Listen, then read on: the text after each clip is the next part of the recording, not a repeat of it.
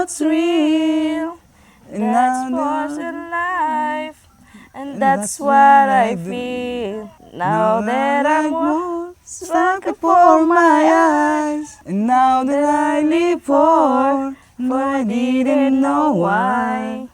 Now I do, 'cause God gave me you. Kamusta po yung buhay nyo bilang mag-asawa? Minsan po kapos, lalo na po may anak po kami na kailangan ng gamot, yung diaper, gatas. Kaya po sobrang laking tulong po nito para sa amin. Ano po ba yung sakit ng anak niyo? May cerebral palsy po, 10 years old po. Nakakapasok rin po naman ako sa construction kasi kahit naman po paano, nadala ko naman yung pag-i-skill. Kaya minsan kung walang-wala kami, nakakaano yung tinatawag na God is provide, yung kung kailangan talaga namin may pupunta sa amin dito na may trabaho ka, parang makakasabi ka na naman ba na salamat. Kahit gusto mong tumulong, wala ka namang magawa kasi walang pagbabantay. Tinitipid na lang namin kung anong meron. Kasi kung iwan ko siya, ma'am, kawawa naman. Magugutom siya. Paano po ba kayo nagkakilalang dalawa? Sa Maynila kami nagkakilala. Kasi masipag yan, ma'am eh. Kahit nga hindi mo yan maririnig, ma'am, napagod siya. Sumikap yan para sa amin, ma'am. Kasi yung anak namin kailangan ng gamot, gatas, diaper. Araw-araw yun, ma'am. Yung ko kasi niya, ma'am, yung di niya talaga pinapabayaan yung anak ko na kung minsan nga may time na iwanan niya sa akin yung bata kasi para makakita siya ng kahit konti, para makatulong. Wala ang magagawa kasi ganyan kasi kaya tanggap na namin yung kung ano yung nangyari. Salamat sa lahat ng nagawa mo para sa pamilya namin, sa pagsasakripisyo, sa pagtsatsaga. Alam mo, mahal na mahal kita. Alam ko minsan may mali ako pero inintindi mo rin naman ako. Yung pag-asakripisyo mo sa mga anak natin, yung hindi mo sila pinapabayaan. Kahit minsan kung walang trabaho dito, pupunta ako sa ibang lugar para makaano lang tayo sana. Ikaw na yung naiiwan dito sa 3 anak. Alam ko mahirap yan eh. Kaya minsan basta kaya kung katrabaho ko para sa pamilya natin, para mairaos ng kulang kayo lahat. Yun. On this day, I promise forever. On this day, I surrendered my heart. Here we stand, like I've planned. Gaano na po ba kayo katagal na mag-asawa ni Sir? Since 2014. Nakasal po kami 2022 po, ma'am. 11 years po. 11 years na po. Kamusta po yung inyong pagsasama? Yun po sa amin pong mag-asawa. Hindi talaga maiiwasan yung may mga bangayan. Pero yun talaga may isang pangyayari sa buhay naming mag-asawa na habang buhay naming hindi na makakalimutan. Kasi 2 years ago po, nawalan po kami ng anak. So, yung anak namin na yun is, since born po kasi siya, may sakit. Yung tinatawag na, yung pagdumi niya kasi is hindi normal. So, inalagaan namin yun 2 years. Since po dun, hindi po madali kasi Down syndrome din po yung anak namin. May sakit din po siya. May sakit sa heart. May sakit sa heart po. Nag 2 years po siya sa amin. Gamit ng pump para ilabas yung dumi niya. Grabe. Bigat po, ma'am. Kasi umabot po sa 2 years sa amin. 3 beses kasi siya naoperahan sa Cagayan. Tapos nawala rin sa amin. Lalaki pa naman yun. Sabi nga nila, kung may nawala, may kapalit. Yung babae namin. Babae namin ngayon. So, parang siya na yung, kung nawala siya yung nagbibigay sa amin ng lakas ulit. Unti-unting parang tanggap na namin yung pangyayari na wala na siya. Pero may kapalit naman. Since naman po nagsama kami, ako lang yung nagtatrabaho. So, dati po, yung trabaho ko talaga is collector po. Ngayon po, siguro blessing na rin sa Panginoon na binigay sa akin na position na nakaangat na sa position. So, yun, kailangan talaga maging wais talaga. So, talaga budget. Gusto ko nga sana magtrabaho pero paano ng anak ko? Kawawa naman. Dito lang po talaga sa bahay, nag-aalaga ng mga anak. Mahirap magtrabaho walang magbabantay sa anak ko. Iba talagang alaga ng ina talaga. Paano po ba kayo nagkakilala ni Sir at ano yung nagustuhan mo sa kanya? Kasama ko siya sa Gaisano sa trabaho dati. Mabait siya eh. Sana Ayun lang, mabait siya. Siguro mapagmahal na. Siyempre, maganda. Tsaka nakita ko talaga sa kanya yung siya na yung makakasama ko habang buhay. Masasabi ko lang sa iyo, salamat sa lahat-lahat sa pag-aalaga ng mga anak natin. Salamat na rin sa pagmamahal. Tapos, ingatan mo palagi yung sarili mo. Nandito lang ako palagi para sa iyo. Salamat kasi ikaw lang yung nag-provide sa atin. Good provider ka sa mga anak natin. Tsaka minsan nag-away pero di naman magtatagal. Maraming salamat. Mahal na mahal kita. Happy Valentine's Day!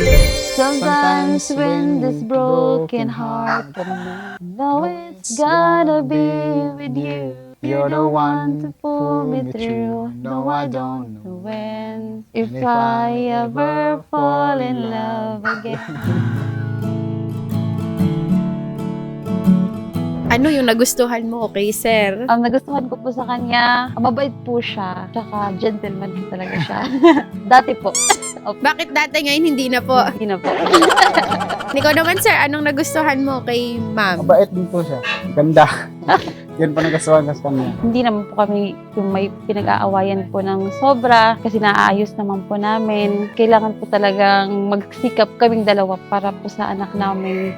Kasi sa mahal po ng mga bilihin ngayon, hindi po talaga nagkakasya. Trabaho ko lang po pag pintura. Minsan din po, sa sideline din ako, nagtatato. Minsan po sa sakyan, may pintura din ako. Yun po ang trabaho ko. Pag may kontrata yung forma namin, doon lang po ako pagtrabaho. Minsan po talaga, naasa lang po talaga kami sa biyanan namin, tsaka sa magulang ko. Ikaw naman ma'am, ano pong pinagkakaabalahan niyo? Sa ngayon po wala, babantay lang po ng anak ko. Sobrang hirap po, lalong-lalo na po sa pagbabudget. Sa mahal po ng bilihin ngayon, hindi po talaga nagkakasya yung sahod niya. Kaya kinakapos din po talaga. Mensahe ko sa iyo, mami, sana hindi ka magbago para sa ating anak. Pagbubutihin ko, yun lang. Mahal na mahal kita. Salamat din, Daddy, kasi dahil sa mga sakripisyo mo, napaprovide mo yung mga pangangailangan namin ng anak mo. Salamat kahit malayo tayo, kinakaya mo. Kinakaya natin na nagpasan yung mga araw na wala tayo sa isa't isa para lang makapagtrabaho ka. Tsaka mahal na mahal kita. Happy Valentine's po. Valentine's. Thank you. Thank you po, salamat. If I ever fall in love again, sometimes when this broken heart can mend, I know it's gonna be with you. You're the one to pull me through. True, I don't know when. If I ever fall in love again. Almost 13 years na po talaga kaming live-in partner lang. Kasi po, hindi po kami nakapagpakasal, ma'am. Kasi nga po, yung anak namin, ma'am, PWD po kasi siya, ma'am. Sinilang siya noon. Walang butas yung kanyang puwet. Kaya priority namin, ma'am, na pinaoperahan namin siya ng 3 beses. Pabalik-balik po kami sa CDO. Yun po, ma'am. Kaya priority muna namin yung anak namin, ma'am. So ngayon, ma'am, so far, okay na siya, ma'am. Ayos na yung kaligayan niya. Normal na po siya. Kaakon din sa kahirapan. Yung asawa ko po, ma'am, ay driver po siya.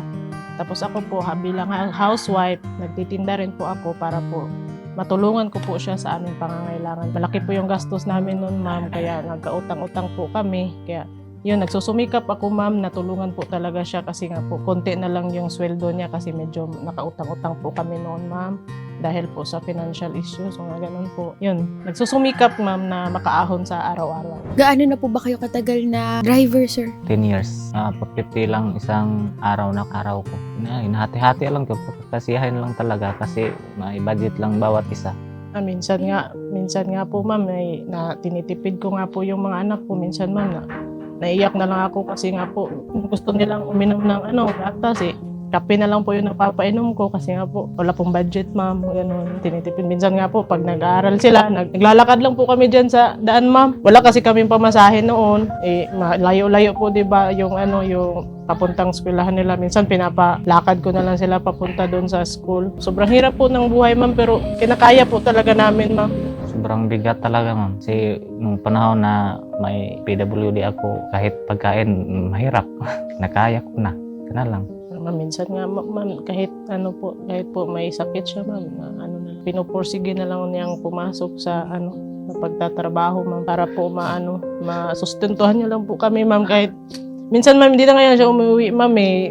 Iniiwan na lang kami para ano yung iuwi niya sa amin, ano na lang, dagdag kita na lang niya sa ano sa araw-araw namin na pangangailangan. Naawa na nga ako sa kanya minsan ma'am eh, kasi nga may iniinda po siyang sakit. Sabi ko sa kanya, umuwi ka na lang. Sinasabi naman niya ma'am na wag lang kasi para rin to sa pangdagdag na rin to ng ano natin, ng income. Malab, salamat sa imong pagtiman sa atong pamilya o sa pinanggaon nga asawa sa atong mga anak o salamat sa imong pagsakripisyo sa atong pamilya bisag nagkalisod ta nagpabilin nga nandito pa ka sa hindi mo minamahal mo pa rin kami.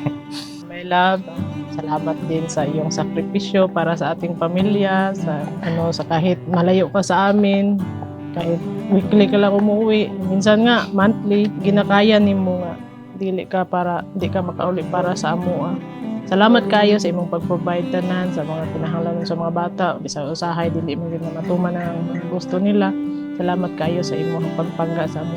Thank you so much sa imong pagmahal sa amo. Happy Valentine's Day! Ang nakalipas ay ibabalik natin. Kahit maputi na ang buhok ko. 2018 kami kinasal. August 18, 2018 po. 7 years na po. Paano po kayo nagkakilala? Ano po, high school. Tapos i-transfer ako doon sa Bukid. Nagkilala kami doon, ma'am. Kasi taga doon yung mama ko. Hindi po ako nakagusto sa kanya, ma'am. Siya yung patay na patay sa akin. Siya po yung patay na patay sa akin, ma'am. In fairness. Wow. Hindi ko lang alam, nagustuhan ko lang siya siguro sa kanyang personality na tahimik lang at saka crush siya ng campus. Maraming nakakrush sa kanya. Sana ako doon, ma'am. Sabi ko, magpapakasal ka ba sa akin? Kaya 1 month lang, ma'am, na umuwi ako dito. Nagpakasal agad kami, ma'am. As time goes by. Siya yung greatest achievement ko in life.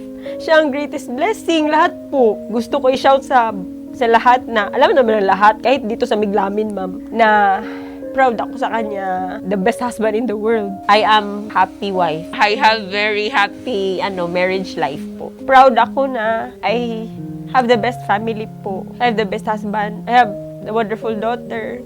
Yun po. Mahal ko siya at hindi ko rin alam bakit sobrang mahal ko siya. Alam ko naman na masakitin siya. Alam ko naman yung kung ano siya. Sa awa ng Diyos, naka-adjust naman at saka nag-grow naman yung relationship namin. Una, meron yung mga away-away, misunderstanding at sa katagalan, nag-grow kami pareho. At ngayon, okay naman yung tandem namin. Maganda yung takbo ng relationship namin at saka proud naman ako na nandito siya sa akin at ako rin nandito rin para sa kanya. Siguro dahil sa awa ng Diyos, dahil malapit kami sa Diyos, nagsiserve sa Diyos, siguro isa itong biyaya na nanggaling sa kanya. Kaya laking tulong po talaga ng Hako Challenge, grabe. Parang pati pamilya ko po na blessing din, na you bless us, tapos we bless them, parang ganun po. Yung sabi ko, you're my greatest blessing. Siya yung greatest achievement ko talaga, ma'am. Kung wala siya, sabi ko sa mama at papa ko, kung wala siya, siguro patay na ako, ma'am. Parang siya talaga yung best na binigay ni Lord. Siya talaga.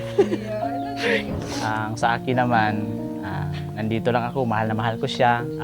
Gusto ko lang yung ganito, nagkakasundo kami. Kahit mahirap ang buhay, pero mayroong paraan para patuloy ang buhay. Mahal na mahal kita. Nandito lang ako para sa iyo. As long as I live, para sa iyo yung buhay ko. Siyempre, unang-una para kay God, para sa iyo, sa family natin. Susuportahan kita kung anong gusto mo, basta mabuti lang. I love you. Tagalog ako. And even if the sun refuses to shine, even if romance ran out of rhyme, you will still have my heart until the end of time. You're all I need, my love, my Valentine. Gano'n na po ba kayo katagal? Malapit na 20 years kami nagsama. 2 dekada na. Paano kayo nagkakilala? Dito lang, nagtatrabaho siya. Anong nagustuhan nyo sa bawat isa? Nagustuhan ko sa kanya dahil hindi siya pabayaan na kadiri pamilya. At hindi niya kami sinasaktan. Yung mga anak ko, naalagaan niya. Ang nagustuhan ko sa kanya, simula pa. Pagtingin ko sa kanya, maganda siya. Tapos parang nakilala ko na siya sa buong taon na, siguro kapag siya ang mapapangasawa ko, hindi kami mag-aaway, alagaan niya yung mga anak ko, mabait yung babaeng ko. Binigay niya lahat. Trabaho ng asawa ko kasi mekaniko siya, mag-aayos ng motorcycle. Minsan, may kita. Kung walang magpapaayos, walang kita siya. Lalo na sa hirap ng buhay ngayon na siya lang ang magtatrabaho. At ako, andito ako sa bahay lang, nag-aalaga ng aking mga anak. Gaano na po kayo katagal na nagme-mekaniko? Siguro mga higit na 6 na taon na po akong mimikan ko. Pinakamahina po, siguro makauwi po ako ng bahay ng pera, mga 400 o 300 po. Sa pag-uwi ko sa bahay, kapag wala akong madala, siguro hanap talaga ako ng ibang paraan para kahit isang kilong bigas lang ang madala akong papakain sa kanila. Di bali na akong gutom, basta sila hindi lang magutom. Hanap man ako ng ibang paraan na magpaayos o magpagawa ng bahay, kahit magpalipat. Marami siyang alam. Kahit na ang trabaho, pausukin mo talaga. Pero sa awa ng Diyos, meron na namang papasok talaga na biyaya kahit paano. Hindi naman tayo pinababayaan ng Diyos. Yung andun siya sa abroad na malapit na kami naghiwalay. Kung hindi siya umuwi, naghiwalay na kami. Mag-away, andun siya sa Iba abroad. kasing pag-iisip. Mga ibang-ibang iniisip. Sa totoo lang, ako talaga ang gumawa ng paraan na makauwi dito. Kahit hindi pa ako nakatapos ng kontrata ko, iniwan ko yung trabaho kaysa ipagpalit ko yung trabaho ko sa pamilya ko. Masaya, nakabalik ako sa pamilya ko. Kaya pag hindi ako nakabalik dito, siguro wala na akong uwi na pamilya. Salamat ako sa kanya dahil pag-uwi niya dito, nagkaayos na kami. Nag-uusap kami na hindi na siya bumalik doon sa abroad. Kahit kumain lang kami ng ulam na ginumos, tuyo. Nagpasalamat ko nimo kay naakapirmi sa atong pamilya o sa mga bata nga imong palaga sila wa nimo sila pasagdan bisan tuod sa atong kalisod mangita ka pamaagi makataon ta taga-adlaw gihigugma ta kay. Sabi ko sa iyo, kahit anong mangyari, gagawa ako ng paraan para hindi naman tayo magutom. Gawa talaga ako ng paraan na para hindi lang tayo magutom. Pero maraming salamat sa pag-alaga mo sa mga anak ko, anak natin. Ikaw, mag-ingat ka. Alagaan mo sarili mo, huwag mo lahat i-boost doon sa mga gawain dito. Maraming salamat. Love you.